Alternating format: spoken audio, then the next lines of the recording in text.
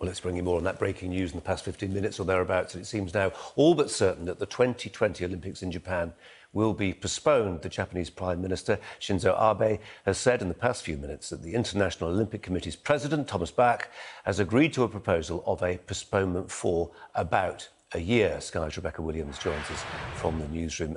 Rebecca, to some degree, this was starting to feel inevitable, wasn't it? The Canadians and in particular the Australians said they would have nothing to do with the 2020 Olympics. Yeah, last week they said that they wouldn't send teams to the Olympics, and so pressure was certainly mounting on the International Olympic Committee to make a decision. They have said for months now that it would go ahead on the 24th of July as planned. 11,000 athletes from all over the world were due to attend the Olympics in Tokyo, and now they have made this decision, it seems, that it will instead be held next summer. It's going to be postponed, and that is really, really significant. There have only been 3 cancellations of an Olympics in modern history, and that was down to the First World War and the Second World War. Now, obviously, the spread of coronavirus is the primary focus here, the health of the athletes, of fans heading out there. And so clearly this decision has been made. It was a request, as you say, from the Japanese Prime Minister, Shinzo Abe, who called for it to be postponed until next summer.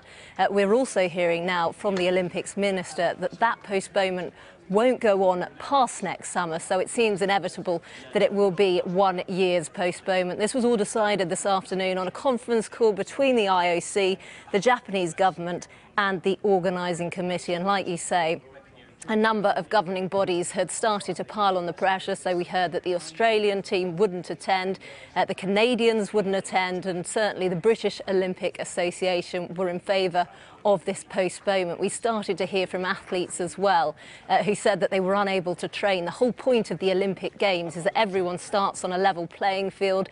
They all get the equal amount of training, and certainly with countries in lockdown over the coronavirus, we've heard that they have found that very difficult. We heard from the heptathlete Katarina Johnson-Thompson last week. She said she was struggling to train in Montpellier, which is where she's based in France.